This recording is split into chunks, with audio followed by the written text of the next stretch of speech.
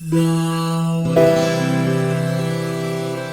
is saved.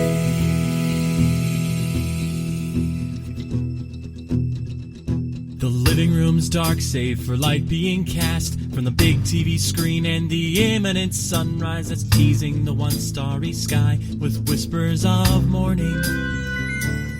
Hey, George. Hey, Lions. How's it going? It's going good. I thought a lot about how to open this episode until it occurred to me that there's nothing that I could say about Donkey Kong Country that's funnier than the Donkey Kong Country TV show. So that exists and is the funniest Donkey Kong Country related thing that there may ever be. You see, I thought for sure you were going to start it off with some kind of a Donkey Kong rap related thing, because you know what? Nowadays, everybody want to talk like they got something to say, but nothing comes out when they move their lips. Just a bunch of gibberish because motherfuckers act like they forgot about DK. So what do you say to some game that you hate or any bad memories they bring to your way? Want to resolve things in an amicable way? Just cue up a tape of old nostalgia goggles today. How much time did you spend on that? Too much.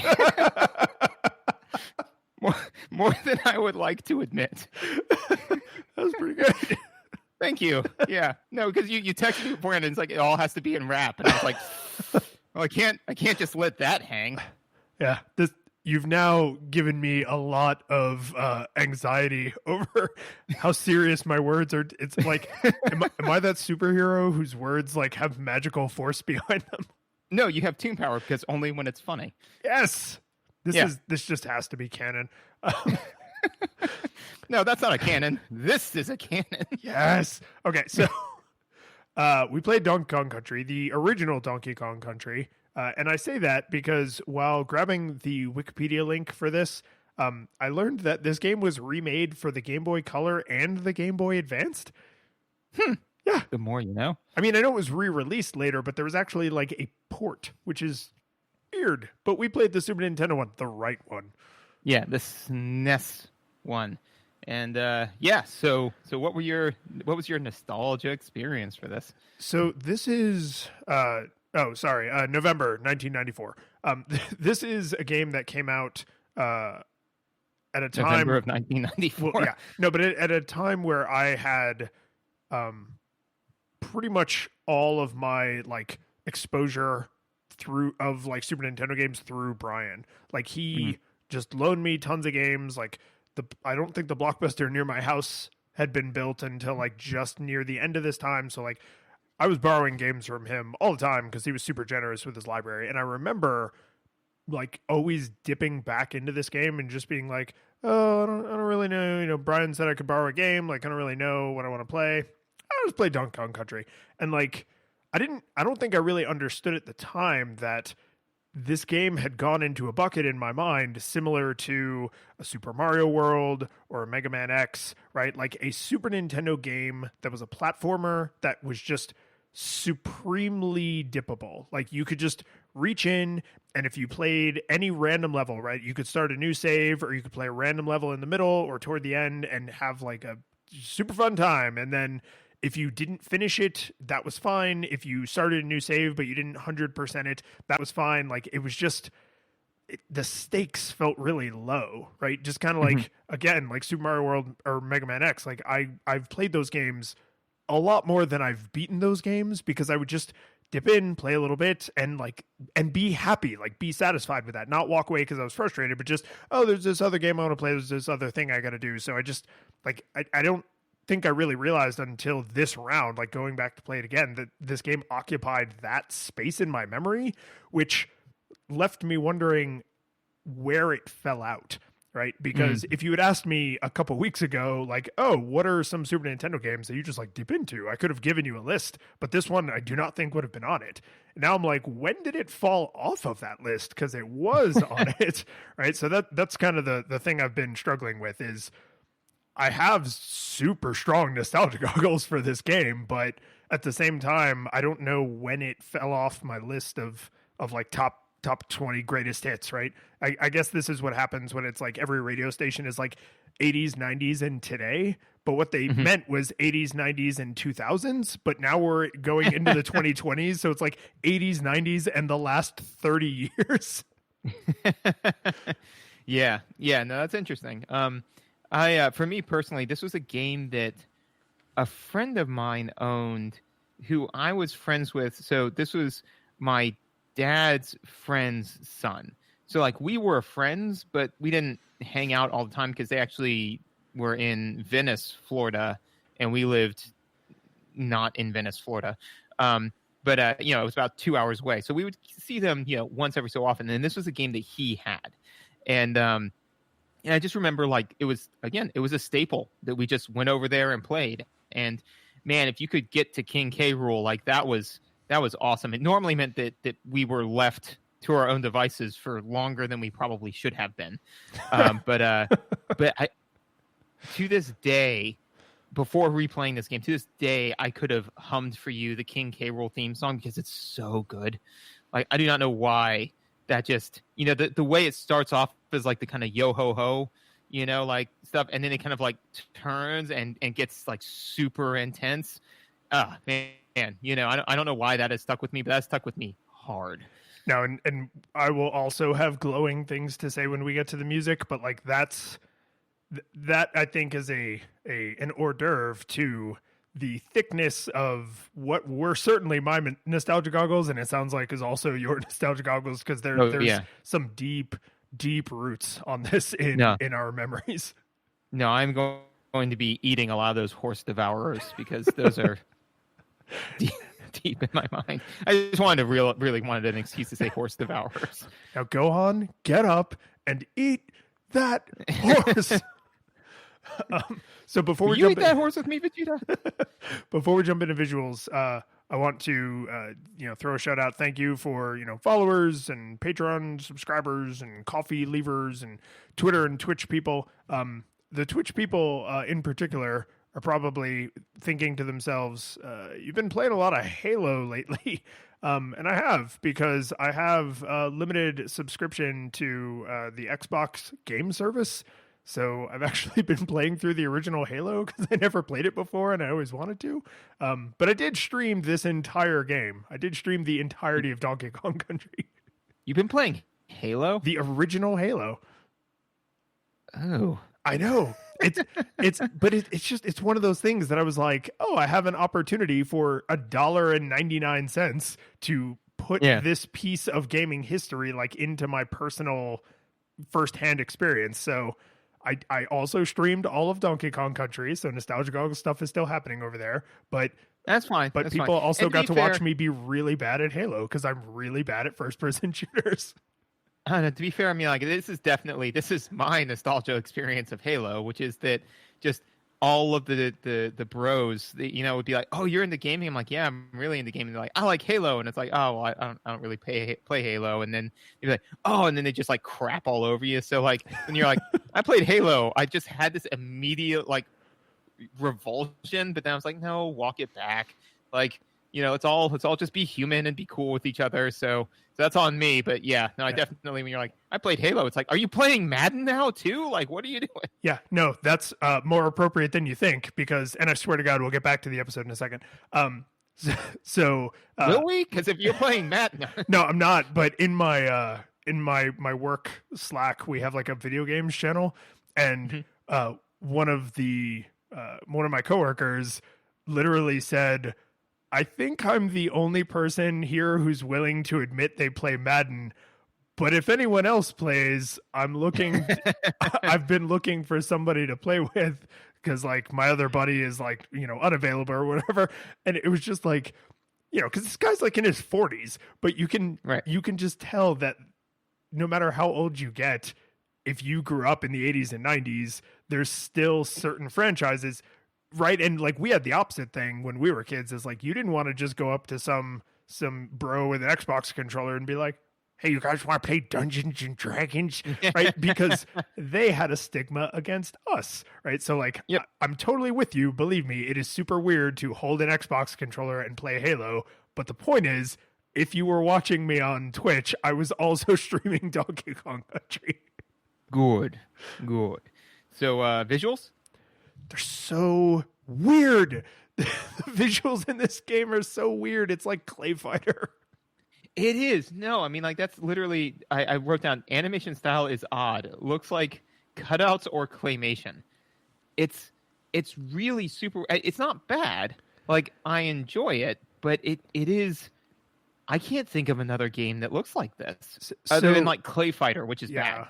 So here's the thing. I don't know if Clay Fighter and Donkey Kong Country made use of the same technique, but I can tell you, because I just happen to know, what Donkey Kong Country is doing is they fully rendered 3D models of all of the characters and then said there is no possible way we can make the Super Nintendo display these. So what they did is they rendered the 3D models on hardware that could power them, and then they literally drew over them with pixels. So what you're seeing is a best attempt at using 2D pixel sprites to display what is actually a 3D model, which is why everything has that kind of weird round shading and kind of pseudo awkwardness to it, because they were trying to duplicate what we would now think of as like a smooth curve with even consistent shading and lighting, which they obviously couldn't do, and they didn't have enough pixels to fake. So it creates that weird clay plastic, everything is, Toy Story 1 and Clay Fighter, which, to be fair, they did it way better than games like Clay Fighter did, but that's why it feels like that, because it is supposed to be 3D and it's really not. So, this is going to sound a little tangential, but I promise it'll come back because we're already on like 50 tangents, and this is probably going to be a popular one because this was a popular game. So, guys, we normally go on tangents. This is not necessarily this much. If you want to watch other shows, which you should, and like and subscribe and all that good stuff. So one of the things that was on John Oliver at one point was because he was talking about Boris Johnson, and there was a part where Boris Johnson was very awkwardly talking about how he likes to make buses. Oh yeah, I remember that. That was weird. Right, that was weird. And so, John Oliver hypothesized that, that could have been a ploy to make it so that way when you Google Boris Johnson bus, it brings up that weird clip, not the giant bus that was factually incorrect that they drove around, right? So it was kind of like a red herring.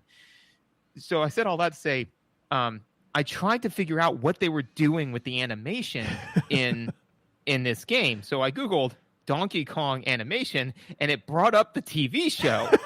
Like, just droves and droves of the TV show. And then a part of me was like, did they make the TV show so that way we couldn't figure out what screwy stuff they did with the video games animation? Because that's all anybody wants to talk about with DK animation, with good reason. That show is bananas.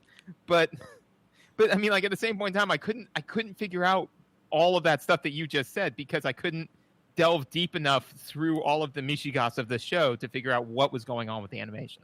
Yeah, and I mean, even once that's what's happening, you kind of have to have a high regard for game developers and the artists that make the visuals to like let that be a sufficient response, right? Because I mean, if someone says like, "Oh, this table's from IKEA," you can barely tell that it's actually made of garbage and it's been spray painted to look like wood. It's like, no, I can tell. I can actually see all of the garbage.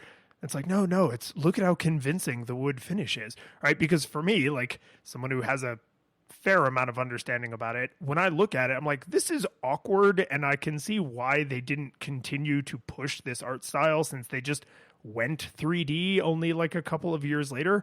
But it's incredible, like that they hand animated all of these, smoothly computer animated 3D models into 2D sprites. Like it doesn't look amazing. Like it looks awkward and it hasn't aged terribly well, but the craft that went into it, like you can tell they were trying to do the best they could with incredibly limited hardware. They really wanted it to look and feel three-dimensional. They wanted the trees to look and feel like they're behind you, but that the palm fronds are like coming towards you off of the tree. They really wanted that 3D look that the Super Nintendo was just, I mean, think about how Star Fox looked, right? They were not prepared to do 3D on the Super Nintendo, but But even knowing all of that, I'm still like, it looks pretty weird though. Like it's kind of awkward. So I can't imagine how someone who either doesn't understand any of that or doesn't care about any of that must just be like, I either like it or I don't. Right? They're right, because it's You're a either on board polarizing or they're visual. Yeah. Yeah. And so that speaking of weird visuals, so the main map has people's faces on it for each level. It does. Right? It does. And so that's fine. You know, I mean, the main map is very reminiscent of like a Super Mario World. And actually, a lot of this game is very reminiscent of Super Mario World, which makes sense. You know, but that being said, is that it's like, you know what it is? This game is very much so the season 1 of Star Trek Next Generation, in that it's not TOS, but it's still kind of trying to be TOS because it hasn't figured out what's its thing yet, you know? So like it's got a lot of good stuff there. And then later on, like it figures out and it's like, this is our thing now and it's awesome. You know, but this is like that weird kind of like, why'd you do that? So yeah, very reminiscent of Super Mario World, but the faces were in and of themselves fine. I could have dealt with them as icons if they weren't slowly gumming at me all of the time. There is a constant awkwardly paced animation. There is, and it's just and in this case the animation is too fluid because nobody moves their mouths like that and that constantly in that slow rhythm. Yeah, exactly. Just I mean it looks stop it. It all looks like if you had a Donkey Kong at like a putt-putt golf, you know. Thing, where right? where it opens and closes. Yeah, where it opens and closes its mouth. Like that's the pacing behind it. But it just looks weird to have like, you know, Funky Kong, you know, just slowly opening and closing his mouth behind what I assume are dead eyes behind the sunglasses, you know, like it's weird. And again, I would have just been fine with the tokenized, like, this is a Gator World. You have yet to conquer it. This is, you know, Dixie Kong. And this is, you know, Funky Kong or whatever, you know, Cranky Kong. But the fact that they're just like, it's like, no, they have to be animated. It's like, well, what are we going to have them do? It's like, have them slowly open and close their mouths. Have them struggle to get peanut butter off the roof of their mouth, but not want people in the room to know that they ate the last of the peanut butter. have them struggle to get peanut butter off of their mouths, but they're the dog that got into the peanut butter, and now they're trying to like not let you know that they got into the peanut butter, so they're just shame licking. So I think what you have given a really terrible negative example of is something they tried to do throughout, and I'm glad you mentioned that because I didn't make a note of that, but I did remember noticing it. I feel like what they tried to do throughout is make everything in the character models, you know, heroes and enemies, really expressive. There's a lot of big, you know, cartoony monkey arm movements. There's a lot of big eyes and big mouth movements. There's a lot of, you know, like Diddy Kong throws his hat when you lose a mini game and he like jumps up and down on it, and when you hit a boss, like their eyes like pop and their mouth drops open. Like there's a lot of really big expressive animations. And when you take that down to like the game board that is the overworld map, you lose the function of that, right? Because I don't really need that kind of expressive character animation in that little, right? Like maybe they could have made like, you know, maybe Candy Kong like winks at the camera, and maybe Funky Kong like has his big like toothy smile, and Cranky Kong looks like he's, you know, his little head's like rocking back and forth in the rocking chair or something. But to just have them all be like, it's weird. And I would definitely agree with you that the faces are wildly more expressive than, you know, it's more cartoony, not as cartoony as the cartoon that they did of this, but it is definitely very cartoony. One of the things that they do that we've kind of mentioned for other games, but I want to give credit to this one as well, is you know, the different palette swapping and different monsters, like the all of the bad guys all operate the same way every time, and they do all look unique enough. And it's not just palette swapping. Like, they do have different armor or a different kind of look or feel, but you can immediately visually look at a bad guy and you know exactly how they're going to move and thus how to approach it, you know? So a lot of games do that. This game, I think, employed it particularly well because, you know, they have so many different levels with so many different like palettes and all sort of stuff, and it all seemed to kind of come together well thematically, and you know, and I thought that was well done. See, I was pro on the level appearance variety, because like there's a lake level, you know, like your typical crappy underwater swimming, go kill yourself level. Ooh, yeah. I mean, which is all blue, and then later you're in like a polluted lake level, and that one the water is green, and there's a lot of subtle things, like you're in a factory that has like the lights on, and then later you're in like kind of a messed up factory and like the lights flicker and they don't work quite right. So there's a lot of the same art assets being used just a little differently, right? Like not quite palette swapping, but like sometimes palette swapping, but like, you know, a slightly different deployment of like how this art asset or how this theming is used.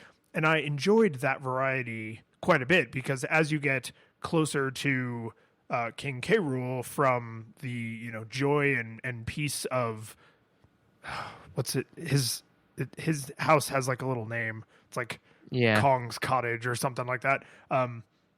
So like as you get away from safety toward danger, like the world feels less natural, right? He lives in a cabin in the trees, and you go into like factories and stuff, and it's like it gets, you know, more polluted and more dangerous, and I like that. The enemies felt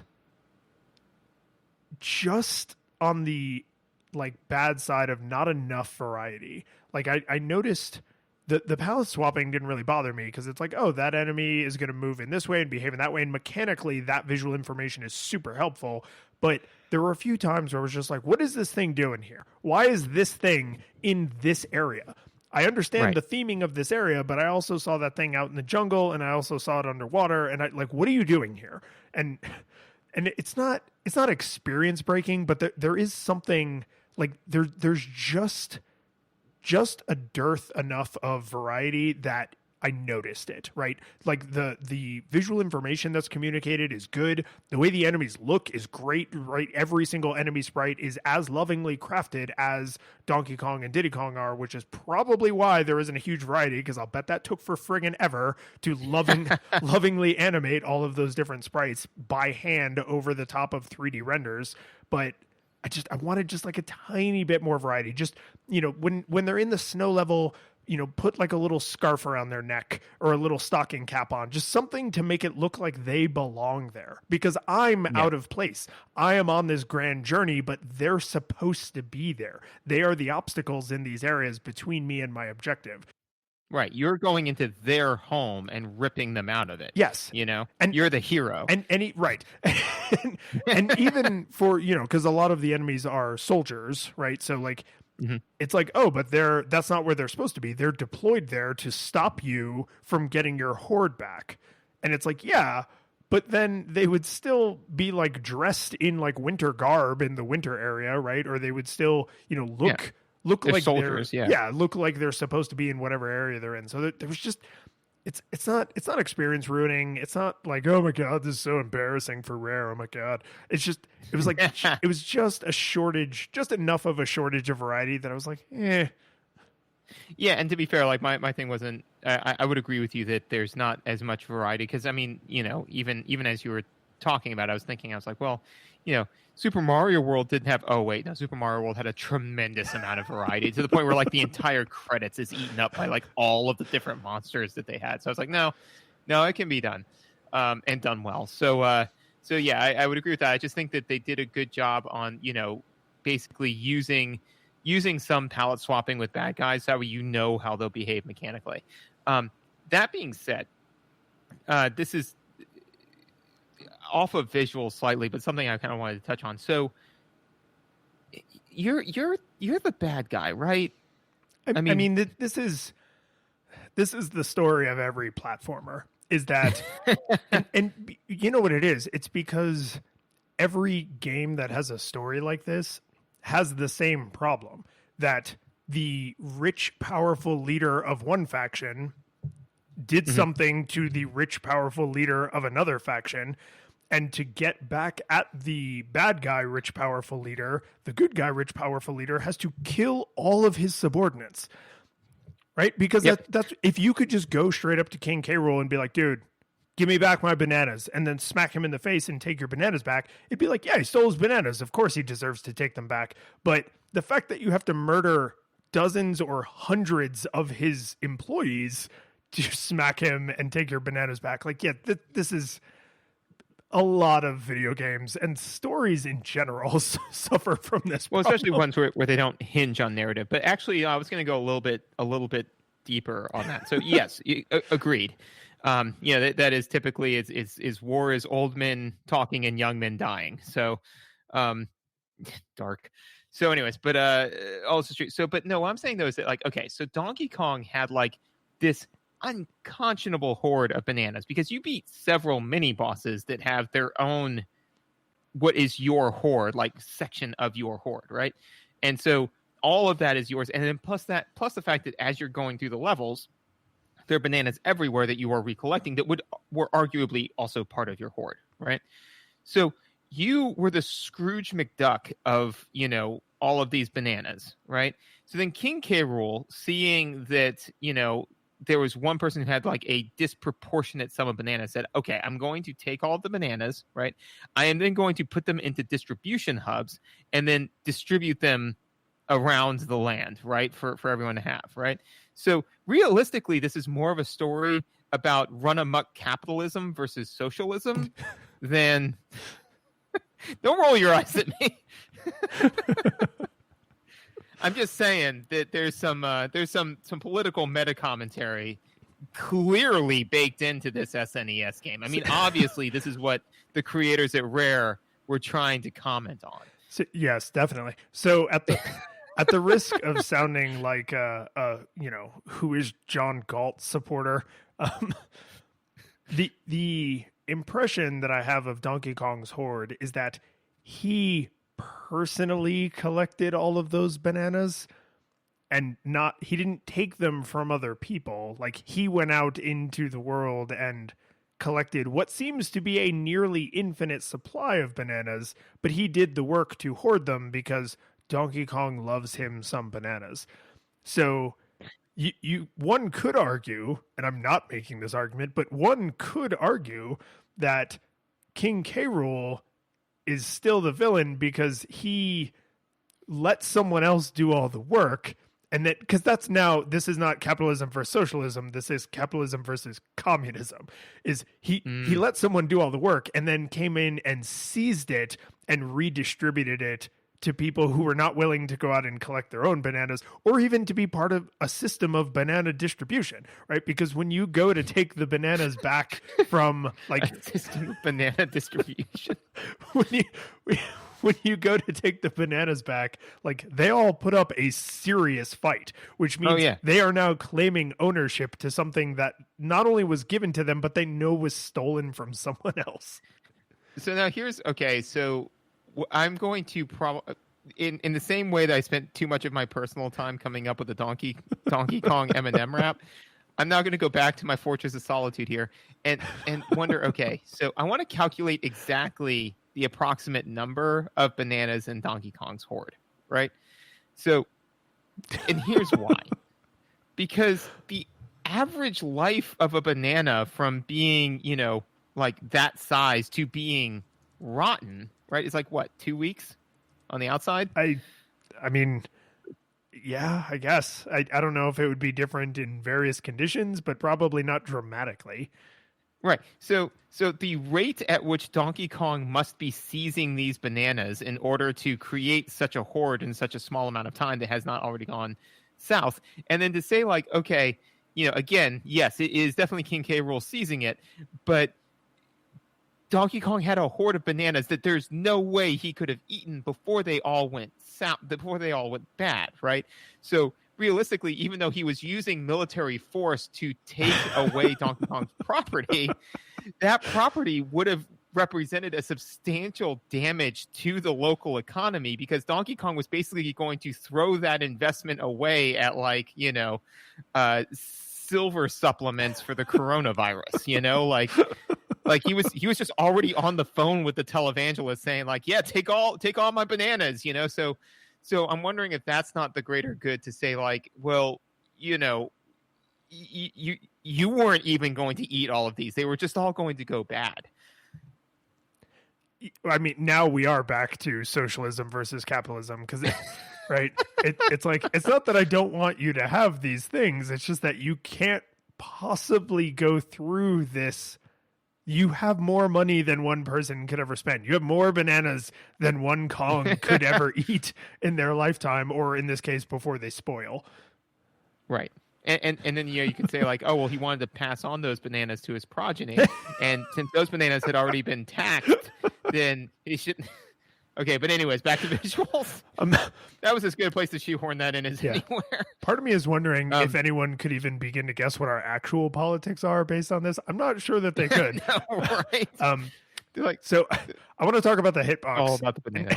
Okay. It's all about bananas. And the reason I want to talk about the hitbox is because I mentioned the super expressive animations, and the place that can backfire sometimes is on the hitbox. Because if you look very carefully, the hitbox is programmed to be very generous, but because the animations are so expressive, sometimes your animation and the collision, the thing you're colliding with animation, just happen to not line up, but the collision detection says that you do. Because there were a handful of times where I'm like, oh man, I should have fallen, I should have gotten hit, I should have missed my jump or whatever, and it was given to me, and it felt good. I saw it, and I was like, thank you for just erring on the side of the player. But when those visuals line up in the opposite way, it feels so cheap, like you're so robbed. And granted, it didn't happen a lot, but I was like, oh, this is a risk of super expressive pixel animations with probably a fairly, not simplistic, but not an overly sophisticated collision detection, right? It's probably still boxes bumping into other boxes. And so sometimes the animation in your box and the animation in the other box sure as hell don't look like they're colliding, but the boxes super did collide, right? Because in a couple frames or a couple frames ago, there would have been an obvious collision, but it just happened to not line up. And man, there were a few times where I was just squeezing the crap out of my controller, because it's okay, I know that they've given me the benefit of the doubt the last 40 times, but this time they didn't give me the benefit of the doubt, and I'm angry about it. So it's not, generally, I think they handled this really well, but when they missed the mark, it's just in such an obvious way that it's hard not to grind your teeth over it. And then you just got to remember they mostly give you the benefit of the doubt. So it's okay. Okay. It's okay.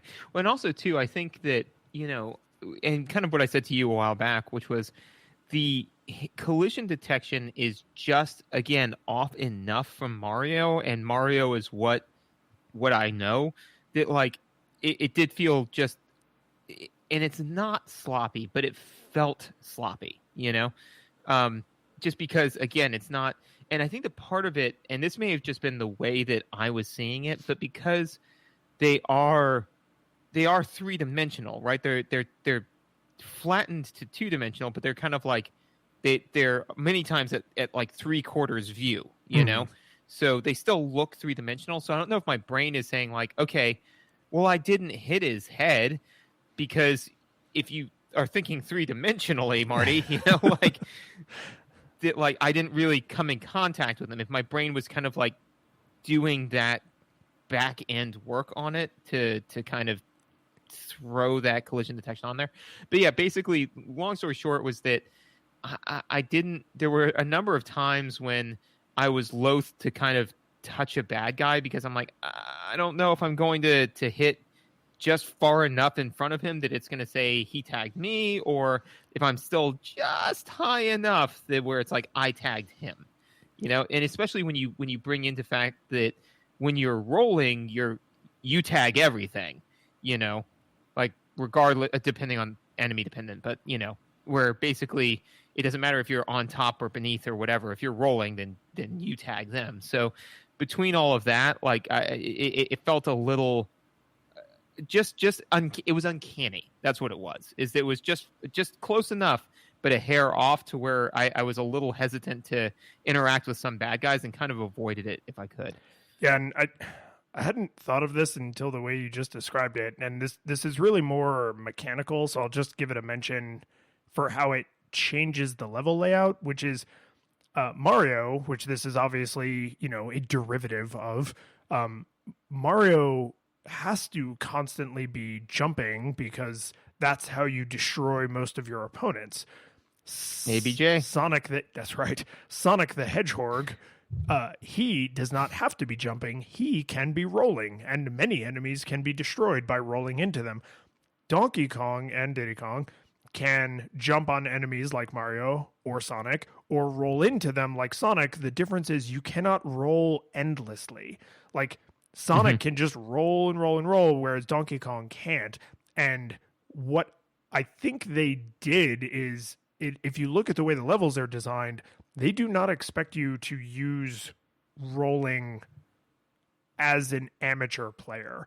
Like, rolling is the way you deal with problems as you are a better player, because if you start your roll too early and then you come out of it right into an enemy, you die. And if you start your roll too late, then you are not causing damage for the first couple frames of the roll. Like, you have to go into the roll. It's not instantaneous like Sonic's is. So the roll is fairly advanced, right? And you can see it. Again, that animation is super expressive. You go into the roll, or in Diddy Kong's case, you go into the cartwheel, you come out of it, right? And you're vulnerable during those big expressive starting and stopping motions. So they really want you to interact with enemies more like Mario, but they kind of give you one of Sonic's weapons. It's a little, it leads to some questionable situations where the better and more familiar you get with the game, you start to ask like, oh, I remember the spot. There's going to be 3 enemies down this hill. I should roll down this hill. I'm not going to jump down this hill. I'm going to roll down this hill. But like an amateur player,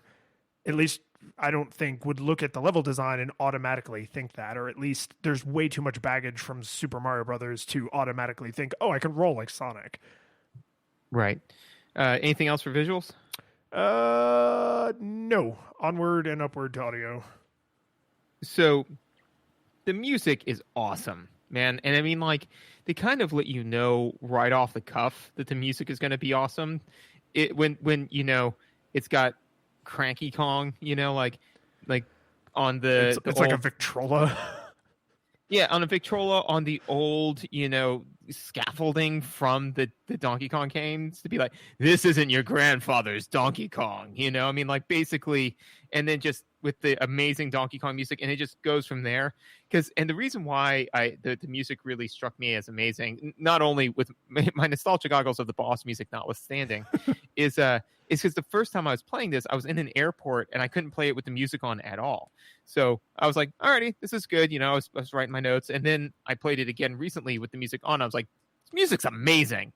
Like, I would cue this up and listen to it in the car on my way to work. Like, it's good. It's good. It's good music. Yeah. No, this music actually made it onto my list of, I'm going to go find a YouTube channel that is just this entire game soundtrack, which, thank God, there's a bunch of YouTube channels that literally all they do is have like hour-long videos of the cover art from the game with, the soundtrack to the game. So for the second week that we were playing this, while I was working during the day at my normal job, I just had the Donkey Kong Country music on in the background.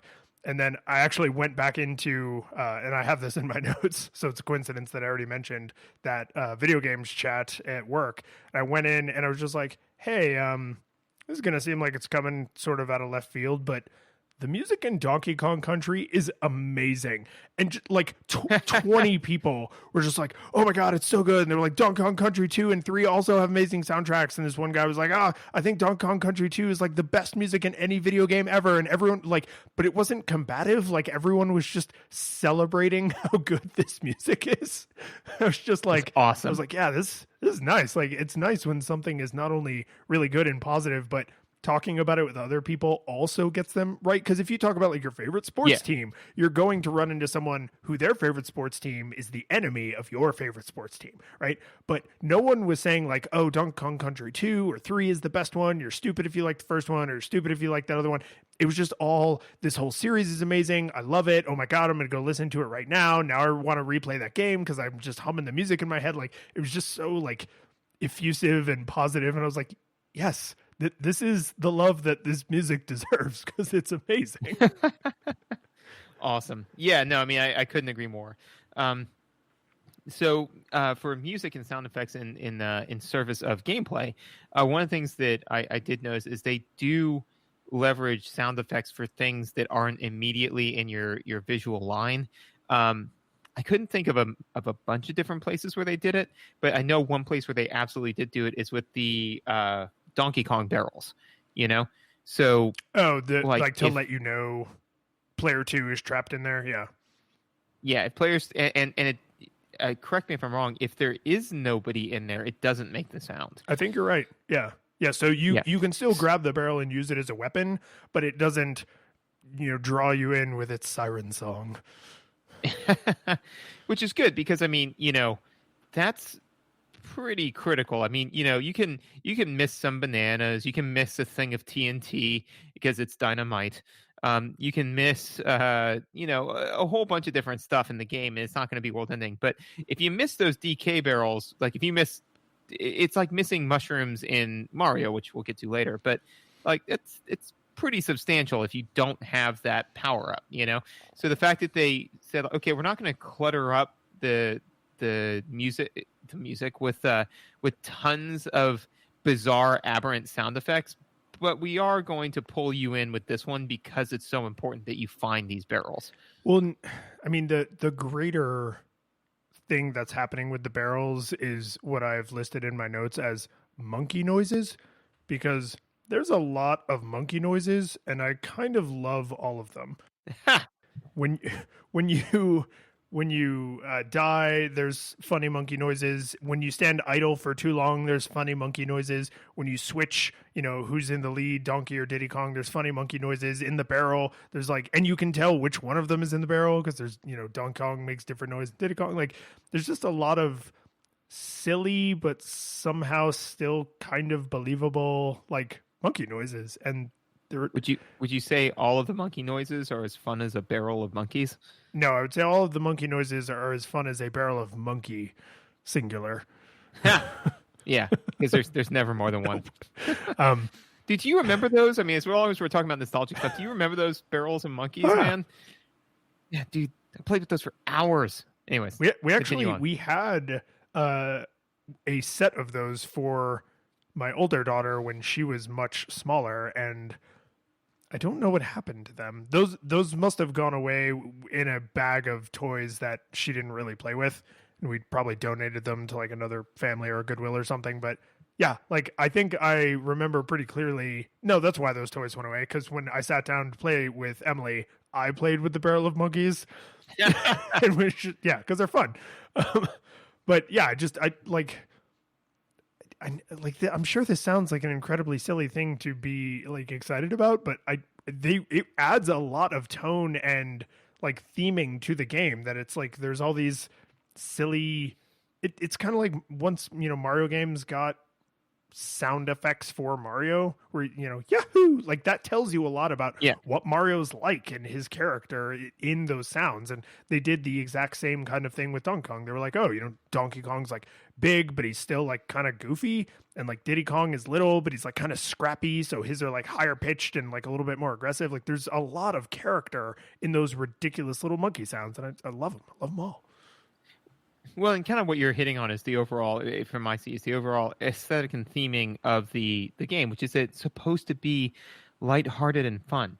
It's not supposed to be this, it's not dark. It's not Legend of Zelda 2. It's not a complete, it's not a complete dark. It's not a dark journey. It's fun. It's lighthearted. So.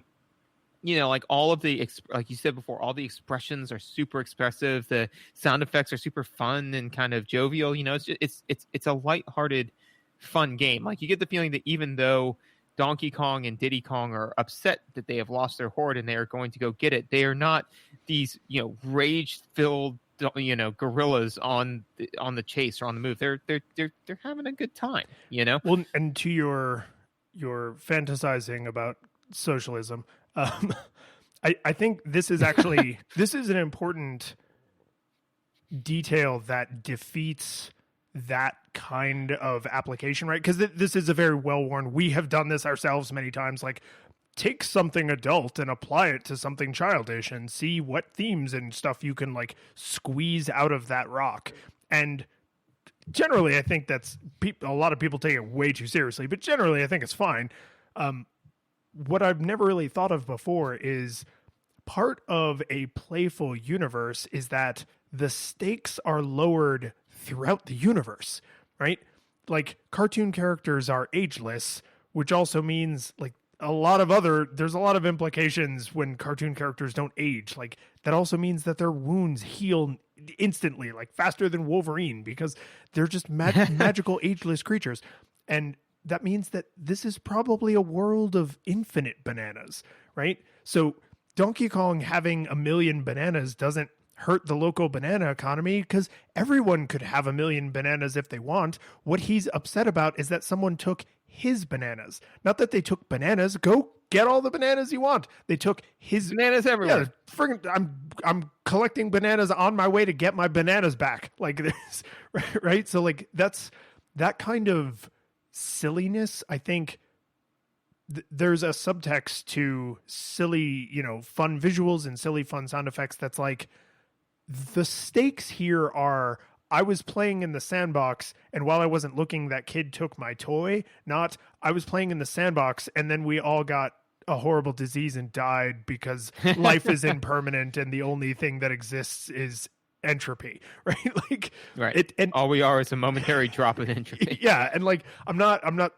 explicitly trying to argue with you, but I actually think this is an intentional subtext whenever a game designer chooses to have, silly visuals and silly sound effects, is like, hey man, the stakes are low. You're just like, we wouldn't have all these silly monkey sounds in here if things were like dangerous. Like, it's fine.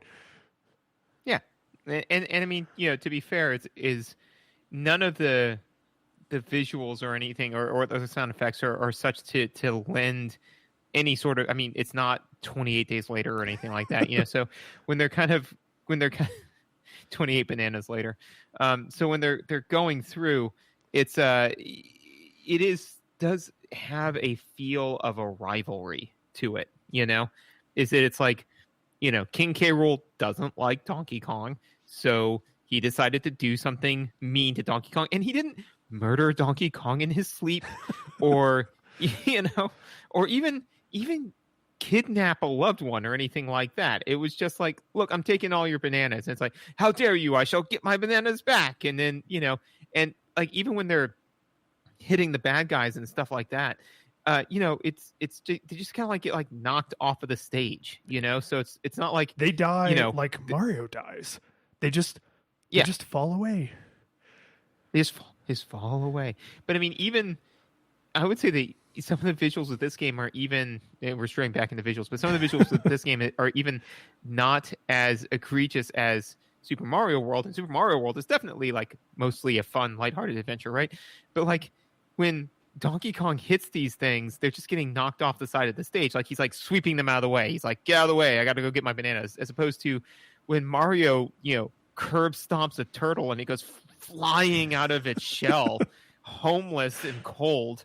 Its spine still wriggling within the shell itself as Mario picks up the piece of the turtle to hurl it at it and then knock it off the screen. I'd say that's way more visceral than anything going on here. So yeah, I think you may have sold me that this is more of a playful rivalry than a high stakes fight for the community's bananas. Yeah, no, I think it's there's a lot of things that are hard to overlook, right? Mario getting shot in the face with a fireball is hard to be silly about unless you just apply cartoon logic, right? But even, and I swear to God, I'm going to tie this back to audio, and I'm going to do it right now. not Yeah. not only do the Yeah. enemies just gently fly off the screen, the exact way the heroes often die in video games, right? Which notably Donkey Kong and Diddy Kong do not. They stay on screen when they die. But actually, the first hit you take, they run off screen, and then the second hit, you fall down and make a funny face.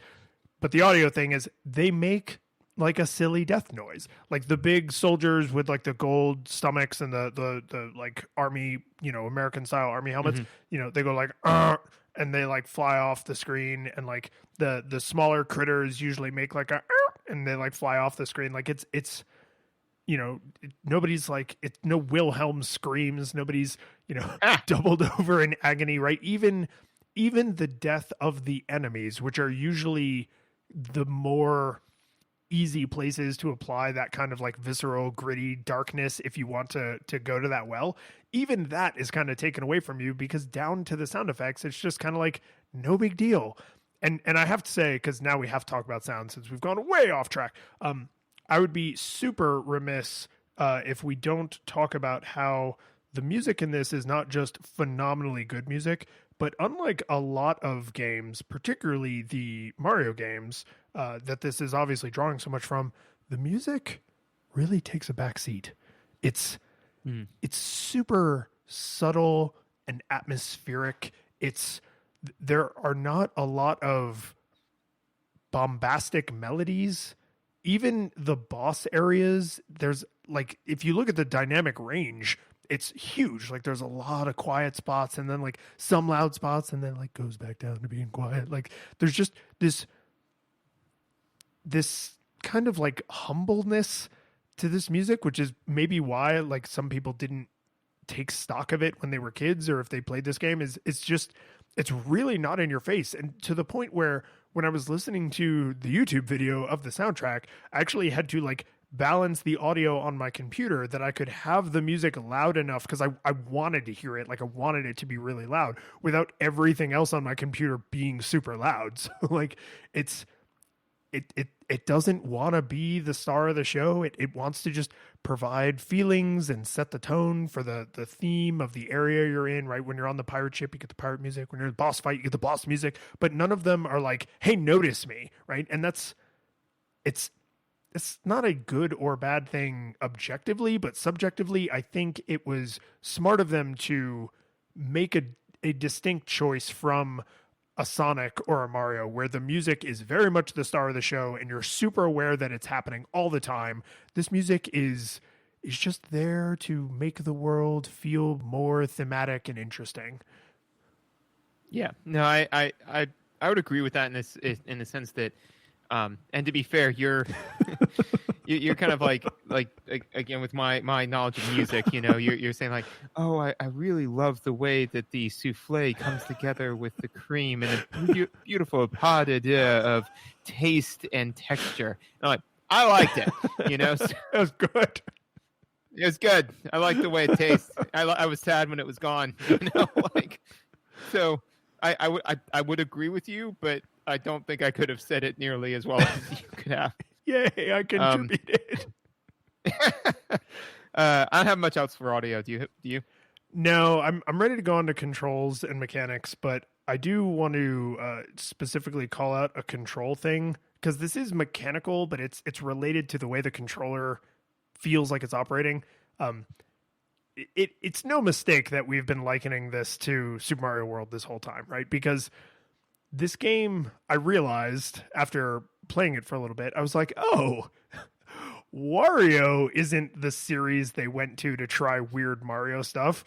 Donkey Kong Country is the series they went to try weird Mario stuff. Like, I think in the Game Boy era, they wanted it to be Wario, and then they decided not to do that. And we ended up getting the Donkey Kong Country series, which is where basically all the weird non-Mario things happen. And it's, that's whatever. Nintendo needs multiple franchises, but it's so hard. I mean, Mario and Donkey Kong literally share a universe. It's really hard not to think, oh, this is like a Mario game. It is a platformer from Nintendo, and every time your expectations are violated, that can cause some cognitive dissonance.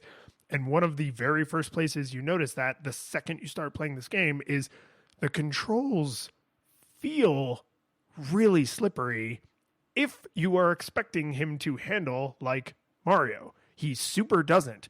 And if you actually look at the controls, kind of in their correct context, I think they actually handle pretty tightly. It's just that Donkey Kong is a big ass and he doesn't move as precisely as Mario does because he's not supposed to. He's supposed to have momentum and to feel big, and he doesn't jump as high as Diddy Kong does, and he doesn't move quite as fast, right? But he picks up barrels faster because he's big and strong. So like they obviously thought a lot about how he controls, but those controls will always feel terrible if you are likening him to Mario, which I was doing at first and had to force myself to stop doing. So, okay, this is going to show my own ignorance. What is Rare's relationship to Nintendo? So they were an independent publisher that had a buddy relationship with Nintendo. So Nintendo obviously owns the intellectual property for Donkey Kong, and they allowed Rare to be the developer of a game that they owned the intellectual property for, and then they acted as the publisher. So that's that. Rare doesn't own Donkey Kong or anything. Nintendo does, but they just allowed Rare to develop a game using their intellectual property. Later, Rare went on to famously be acquired by Microsoft, and then had several hilariously terrible games come out, and it's just gotten worse and worse and worse over time, probably because they were mismanaged, not because the studio was suddenly filled with morons. I'm sure they were the same human beings. They just didn't have maybe the same passion, or they didn't have the same resources or whatever. But Rare made good games for Nintendo because Nintendo is very choosy about who they will allow to make games starring their franchise characters. When you were talking about that, I wanted to make sure that I fully understood the relationship between those two companies. One thing that I wanted to bring up is that I think that very much so in line with Mario, the first level is like almost a how-to on a tutorial, you know? Mm-hmm. Like basically, you come out and it introduces all of the mechanics in a way where you are so unlikely to miss them. Like you're almost certainly going to hit that secret that pops out the tire, Can you miss it? Yeah. Are you likely to? No. You get to ride a rhinoceros, so they let you know, like, hey, sometimes riding other things is going to be a thing. They introduce so many of the core game mechanics, just one right after another in a very quick, clean, easy, digestible way, right on the first level, And then the next levels, they kind of trickle feed you some additional mechanics, like like they show you ropes, like the entire second level is all about the ropes, And so then now you've got that under your belt, and they continue on, but yeah, I was really impressed with the first level. They show you like how the power-ups work, all that good stuff. So the collectibles, they basically Yep. force you to collect all the Kong letters. Like you would have to actively avoid them. So they force you to learn that that's a thing in the world. Like it's really good. Yeah, no, it's a very, very well crafted first level. And you mentioned the Kong thing, so that kind of jumps into another note that I had, which is and it's not a bad thing. A lot of games do this, but it's something where I always kind of feel like it's a little bit of a missed opportunity, which is there's a whole lot of different collectibles in this game, right? You collect bananas. There's a lot of different things that give you bonuses, right? But the only things that you actually collect, I think, are bananas and the Kong letters. Because like if you collect the animals, the gold animal statues, that's actually a key into a bonus stage where you collect other golden statues, which then immediately translate to extra lives. Like you don't stock them up. It all translates to extra lives. Yeah, that's true. I don't really have any way to push back on that now. sort of scrambling. I don't like the way that this feels, so I don't want to agree with you, but I can't disagree. Yeah, So, I mean, that's true. and Everything you pick up eventually amounts to extra lives. right. And that's fine. I mean, and I'll definitely kind of give like an asterisk to the you collect gold, like animal idols that let you go play a mini game, which is a difference in kind. So like you get to go do a separate thing, which is nice. But then the thing that you do there gives you lives, So again, that's fine. But like I think that a lot of the times, if you're going to have different collectibles, they should power different things. Like, oh, well, this collectible gives you lives, but this collectible, maybe can be exchanged for something else. Whether it's you use it to access, like a different area, or it gives you different abilities that you can purchase, or whatever. And if that's not the case, then don't have the different collectible. Just have it all in the same currency. Yeah, this is a tough one because I agree with you in terms of efficiency, but I wonder if there's anything on the psychology side of the bananas that's your common currency, right? That's everywhere. And then Right. the golden animal statues are hidden. And if you get them, because they are hard to come by, if you get them, then you can go to the bonus area, which you can get tons of extra lives just in your short time in that bonus area, right? And it feels good because there's like a billion things on the screen. And we actually have seen that mechanic come back later in the new Super Mario Brothers games, where it's just like gold coins everywhere, just literally every single piece of free space tiled with a gold coin, right? Just like inflation that would make Venezuela cry. And I'm sorry, Venezuelans. Dark. They're having a bad time of it down there. But I do think that having multiple kinds of thing to get, even if they all sort of lead to the same outcome, there is probably some psychological reason for that distribution, even though they all lead to extra lives. What pisses me off is that when you save your game, it does not save how many extra lives you had. And I don't know why so many games from this era do that, because this game really gives you everything you collect, as you said, leads to extra lives. So there's a lot of opportunities for a go-getter to get up to 10, 15, 20 lives like I had one time before I saved and went to have lunch. And then I came back and was like, oh, where did they go? All for naught. And again, that kind of comes back to like, if all of the extra currencies, go into lives and then that's lost, to me, it just kind of, and again, I very much so this can just be a difference in taste. That's why I'm not saying like this is a terrible thing. I'm like, look, man, it's just not my thing, which is where, because I tend to be very Machiavellian in this sense, where it's just kind of like, oh, okay, so what you're telling me is that every time I save, I will always be at 5 lives. I could be at 0 lives or at 50 lives. I will always be at 5 lives. So that means that every time I save, if I am below 5 lives, I should immediately go kill myself until I am back until I reload, and then I'm back up to 5 lives, or just reload the save. I guess that would have been the fastest way to do that, but that's not the point. And so then by extension, then if I work really hard to get all of these secrets and get all these extra levels and then get all these extra lives, it's all lost like tears in the rain, So it disincentivizes me to go do those things outside of the sheer joy of doing them, which is super high the first couple of times and then kind of peters out a little bit, So I found myself not really caring too much about collecting the golden statues because I'm like, yeah, I did a couple of those levels. They were fun and nothing wrong with them. But ultimately all they're giving me is lives, and I'm going to lose those lives the minute that I save the game and walk away from it. So if I don't want to do it, there's no point. I think therein lies the rub, is you have to go out of your way to get this extra stuff, right? It is obscured, like very much so. And did you beat the game on this playthrough? I did not. Okay, so I did.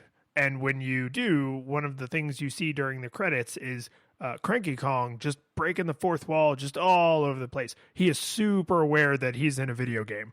And one of the things that he says to you, maybe that's why he's cranky. Yeah, I'm trapped in this hell. One of of the I have to take orders from a 5-year-old. Look at you. one of the things he says to you is that if you haven't found, like, if you didn't 100% the game, he basically makes fun of you for the percentage that you got. And he says that he 100%ed the game and he did it in less than an hour. And when I looked back at my save file, I was like, 2.5 hours. I beat this game in 2.5 hours? It felt longer than that. Is this meant to be played in one sitting? I think it is. I honestly, I think that's part of why the lives continue to have value, because what they're expecting you to do is to amass a lot of lives and then play for like an hour, right? And then maybe when you run out of lives is when you stop, not because you're like, oh crap, I have to go to work, right? Right. And I mean, that's I'm swinging with not a tremendous sum of evidence on my side, but but I think that's kind of what's happening, is because you and I were playing in more frequent, shorter bursts, being able to acquire a lot of lives relatively easily and through secret discovery lost a lot of its appeal for us because we just always had 5 lives, because we always had 5 lives. But if you said, I'm going to sit down and play Donkey Kong Country for like several hours and just pour over levels, throwing myself down pits to look for hidden barrels and jumping off ledges to look for secret areas, things that would potentially kill you in your exploration, then building up all of those extra lives would actually be beneficial, right? Whereas you and I, that is not the play experience that I think either of us were having. And so the ability to buy more Kong heads lost all of its incentive. Right. And I think that, and this kind of leads nicely into another note that I had, which was there is, and this is a compliment, there's so many different mechanical challenges in this game. Like, it's not just, I mean, if you look at classic Mario, the Super Mario Brothers, right? It's just running and jumping. You run and you jump on this thing, and then you run and you jump on some other things, and you run and you jump, and you run and jump. But like this one, you can run, you can jump, you can cartwheel. There's portions where like a line is going horizontally, and you've got to move up and down the line to try to do that. Sometimes it's timing on barrels. Sometimes it's trying to time an arc right, a jump right, jumping off of a rope onto another rope, sometimes jumping off of a rope onto a secret area. Like, there's so many different mechanical challenges. And to now bring it back to what we were talking about before, which is that with all of those different mechanical challenges that they put into it, I do think that they could have just added a little bit of extra spice with the different collectibles. And I would have definitely, I agree with you that bananas, they're coins, translate them to lives, good to go. That no notes there. Right. I do like that even the collecting the 3 to go to a mini stage, and then that gives you a lot of extra lives. Like that's also great because there's a difference in kind in how you're collecting it. That's great. But like the Kong, I would say like, okay, when you collect Kong, then you get a rhino, or whatever the thing, like you would normally never get the rhino. Like there's no rhino. There's no way to have a rhino at that point in the stage. But you get a rhino, or you become the Kong, and like, I mean, they've already got so many different ways where they suddenly pivot on how you're interacting with the world. I don't think that's beyond the game's ability mechanically, but if you like collect Kong, then you just become invincible, which or something like that. Like, just as far as I know, does not have. There is no invincibility. Yeah, there's no superstar equivalent for all of the other Mario parallels. There's no superstar equivalent. Yeah, but I mean, if when it said, if I collected Kong, if literally they just made the sprite 50% bigger and made me invincible, like that would have been awesome. Totally. So yes, and like I said, like it's not world ending. It's certainly not singular to this game where I'm like, I can't believe this game did this, or as you so aptly put before, it's not like this is so embarrassing for Rare, like it's not that at all. It's very much so just kind of once I noticed that, like I literally saw the man behind the curtain, I'm like, oh, it's all lives. Maybe I don't need to indulge in certain portions of this game that I'm not finding entertaining, Yeah, because I mean that's the Explorer, right? Like you do it not for the lives, but for the thrill of fun, right? It's stealing's about the stuff, Morty, not about stealing. Like it's in this case, like the exploring for you, the exploring was about the reward, and once you realized the reward had no value, the exploring had no value, right? Which is fine because they in no way shove it down your throat. Like there are even some times where it's like, oh, I can tell because the way this platform is that there must be a special thing over there, and I don't give a crap, so I'm going to keep going. Right? Like you can absolutely play the game to completion and have a totally satisfying experience as long as you're willing to let Cranky Kong like crap all over you in the way you enjoyed the game. But otherwise, If I cared about what my elders thought of me, I wouldn't be where I am today. good. Yeah, right. That's a real nebulous statement. Yeah. But I do. I like, to me, that is the right way to deploy secrets and collectibles in your game is let me enjoy them if I want and ignore them if I want, because once you realized you could ignore them, you didn't have like a sense of guilt, right? Once I realized that I couldn't carry my lives beyond a save, if I knew I had a longer time to play, I would care more about collecting lives, and if I had less of a time to play, I would ignore that mechanic. So being aware of the impact it has on your game experience means you can enjoy it or not, but it's not shoved down your throat in a way that's like, oh, well, if you're not doing this, you're not really playing the game right. Like that's not really how the designers intended it to be played. You're kind of doing it wrong. Because some games do get that preachy. This game is not preachy. No, it is not that. I had one final note for mechanics. We touched on it briefly before. So the Kong barrels are the mushrooms of this game, right? Yeah, essentially. Yep. Yeah, because basically, what do they do? They give you an extra hit point, right? Ultimately. So now here's the interesting thing, is that two things. One is that I was like, okay, so there are mushrooms, but no fire flowers. But there are fire flowers. You know what the fire flowers are? The steel barrel. The animals. Oh, yeah, duh. Yeah, they give you an extra ability, right? Like something that you couldn't do normally, and yet another hit point. Mm-hmm. Yeah. So like I was just kind of happy with myself. So that's the base level observation. It's like, oh, so mechanically it's the same, right? So that's kind of cool that they again, you know, like it's Mario, but it's its own flair, you know. But the one thing I was going to write is I was like, but you know, the thing that Mario does that Donkey Kong doesn't is that Mario, when you get hit, you shrink, which makes it way less likely for you to, you know, get hit again. So, you know, Mario did it better. But then I realized, wait, they do that same thing because Diddy Kong is smaller and faster than Donkey Kong and faster, right? So that means that, but the weird, interesting mechanic where I think they actually did it better than Mario is you can switch which one you want to use. So if you want to lead with small Mario and still have 2 hit points and like front end that, so that way, like, you know, like you're way more likely to be successful. But then if you become unsuccessful, you're way less likely to be successful. Or you can front load it the way that Mario did by putting Donkey Kong in front and then having Diddy Kong trail behind. So the fact that it gives you that mechanical advantage to be like, look, I'm going to lead with my best foot, and if I get hit, then I am probably screwed. Or, you know what, I'm going to keep that nominal buffer. So that way, like, I'm going to do pretty well. And then if I get hit, then I have a greater chance of success. They give you that option, which is fascinating to me. And I think pretty cool and pretty well done. Well, and it also gave them design options that just merely an additional hit point wouldn't afford you. So like Donkey Kong can do the ground pound, you know, where he like slaps the ground. And that is a way to reveal secrets that are in the ground.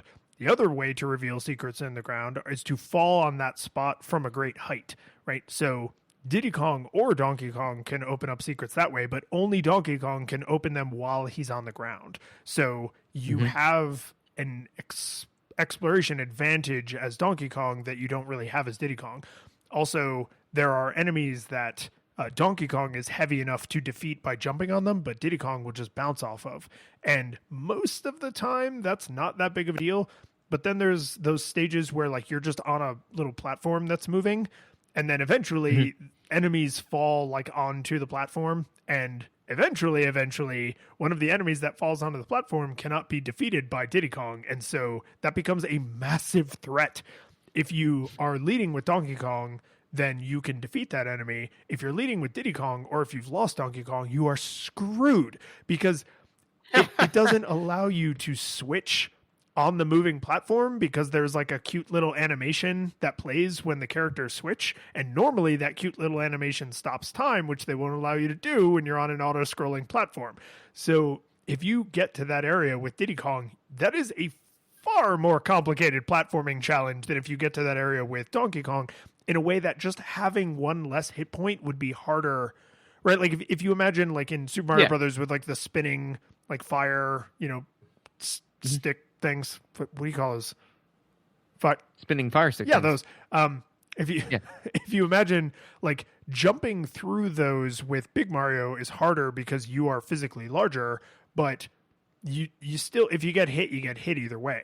But imagine if you touch them with Big Mario and you just continued to sail through. You lost your hit point, but like it didn't arrest your momentum.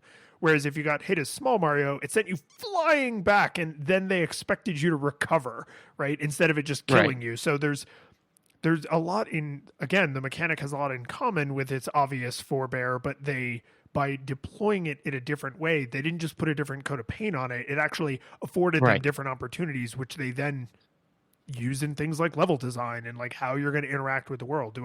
Do I just want to be a larger target or a smaller target? Do I want to be a stronger, slower character or a smaller, faster but weaker character? It's more. There's more nuance to it in some areas and less in others, right?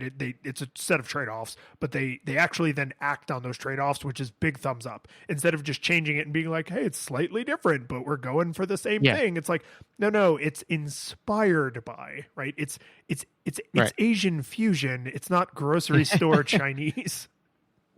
Well, and also I think that kind of what you're hitting on, and I'm kind of coming up with this on the fly. I'd love to pretend like, oh no, I noticed this on my own, but is that one is environment driven, the other one's player driven, right? So in Super Mario, even in Super Mario World, and Super Mario World does have a couple of ways that Big Mario can interact with the world different than Small Mario. The one that comes to mind is he can destroy those blocks, and Small Mario can't. But that being said, is that, your goal in Super Mario World is to always be Big Mario. There's really, yes, being Small Mario does afford you to move, through areas a little bit faster, but that's like an advantage that's just been given to you that you'll take because, you got hit. Like, you'll take it, but it's not the clear advantage. Whereas in Donkey Kong, it's player driven. Like the two different Kongs are tools that you are trying to use to solve different puzzles, whereas like you can't go between being Big and Small Mario in order to problem solve, so the fact that it's player driven as opposed to, so one's player driven where like I decide which tool is the correct one for this job, and the advantage state is having both of them. The disadvantage state is having one. Whereas the environment, the Mario one is almost entirely environment driven, where I always want to be Big Mario, which is the advantage state. Well, and you can pat yourself on the back because in the later Donkey Kong Country games on the Super Nintendo and beyond to the more modern ones, the characters are even more different from each other than Donkey Kong and Diddy Kong, and the levels are designed around that fact. This character can do this and that character can do that, and you need both of those abilities to solve these puzzles in the character specific way, and sometimes you need both of the characters to accomplish this particular goal, right? So they dip their foot into that idea here, right? Like, oh, we're going to modify from Super Mario World, similar extra hit point, similar kind of mechanic, but how are we going to express that in a way that matters in universe, as opposed to just you took a hit but you didn't immediately die? And then they realized that was good and they wanted to do more of it, and they did expand on it later. So I think you're absolutely right, is they took the extra hit point advantage and made it matter mechanically, and then gave that to the player, right? Which actually kind of masks what it is, because in Super Mario it's definitely you can take one hit before dying. Whereas in Donkey Kong Country, it's you can take one hit before dying, but also it matters for all these other reasons, and then later that the other reasons became the main reason, right? It matters Right. mechanically, and also you can take one hit before you die, right? So they flipped it. They flipped it on. That's actually really all I've got for mechanics. So I just have a couple short notes that I want to make sure I throw out there because they're things that I think are really important to mention, even if they're not deep conversations. Enemies respawn in this game, but only sometimes, and it annoys me. It's Agreed. Sometimes when the camera scrolls, they respawn. Other times they don't, and it annoys me. Another thing that made that problem stand out is the camera is either too close on this for my liking, or Donkey Kong and Diddy Kong are too big for my liking. I feel like the amount of the screen they take up, and I didn't mention this in visuals because it matters so much more mechanically than visually. It looks fine, but there were a lot of times where I was like, I really wish I had a slightly wider field of view and that my characters weren't gigantic, right? So there was just like, it's not experience ruining, but it feels like a choice that isn't ideal, and I can put some money down on that the developers agree with me, because in later games they pulled the camera back. So it's weird. I really love that boss stages are their own stage, so that you can just retry the boss over and over and over. Like, you don't have to go through a level and then fight the boss. That felt like a fantastically smart deviation from Super Mario World, where it's like, oh, you got to go through the castle before you can fight, Ludwig or whatever. It's like, nope, straight to Ludwig. Like, it's amazing. Yeah, no.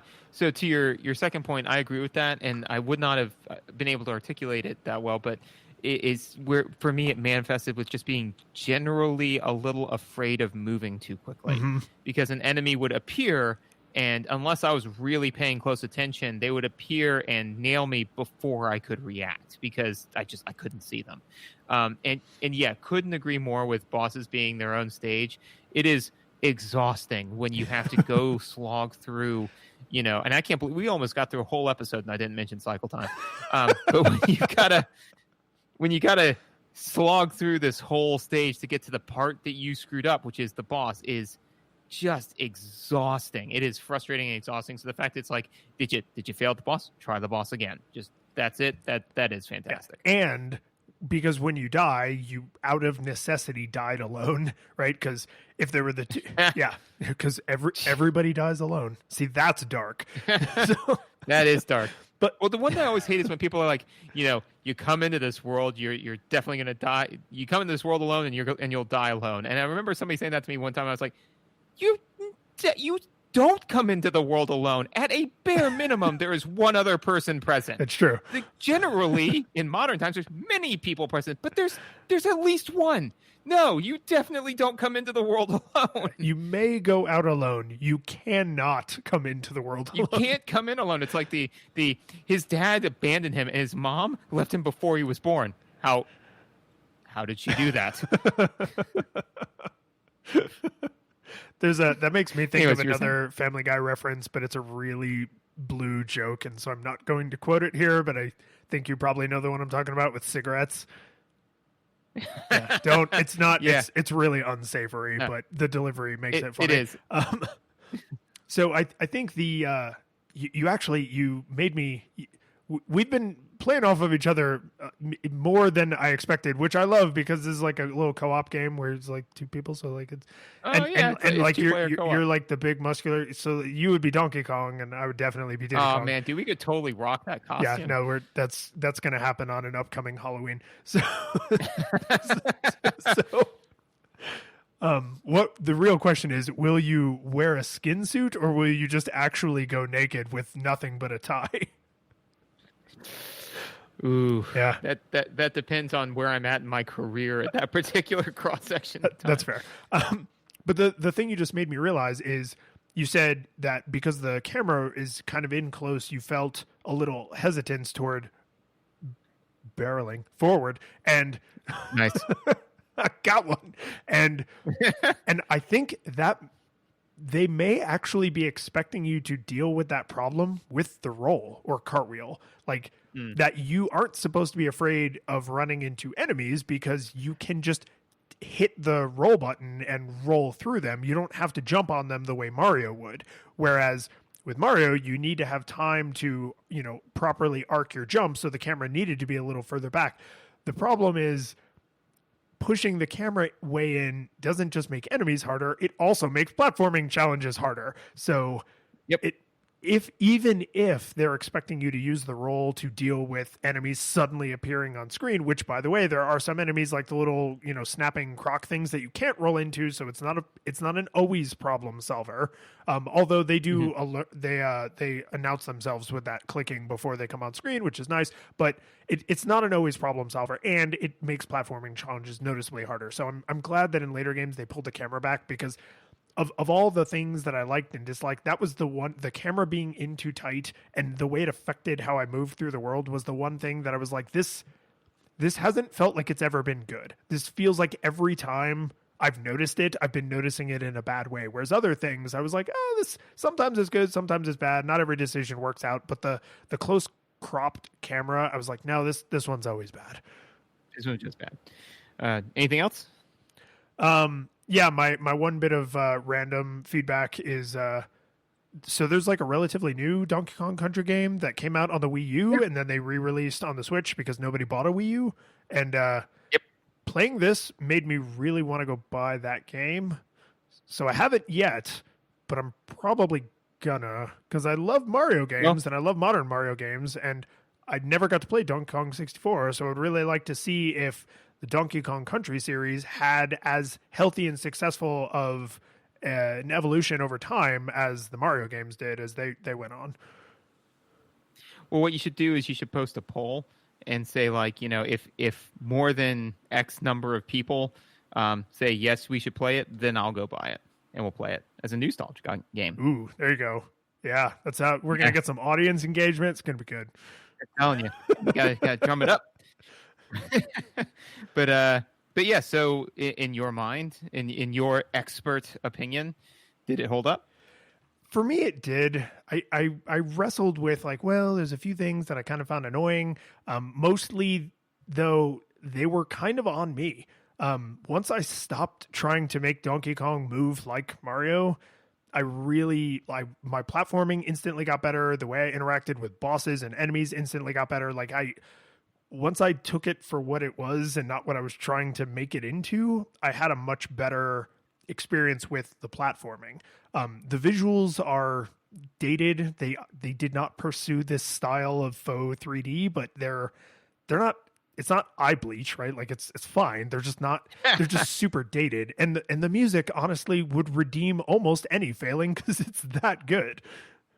Yeah, for me, agreed. No nostalgia goggles required. It's a great game. It's fun. It's fun platforming. It is its own thing, and it does take some getting used to. It's almost like inverted controls where you can get used, like the inverted Y, where you can get used to it, but you got to sit down and put some energy into getting used to it. So I wouldn't say if you were just off of a 50-hour, Mario speed run campaign, like don't pick this one up. But honestly, with as good as this game is and as widely popular as it is, it's no surprising nobody forgot about DK. The curtain falls, the music plays, the credits roll, then it all fades to black, and you're left by yourself.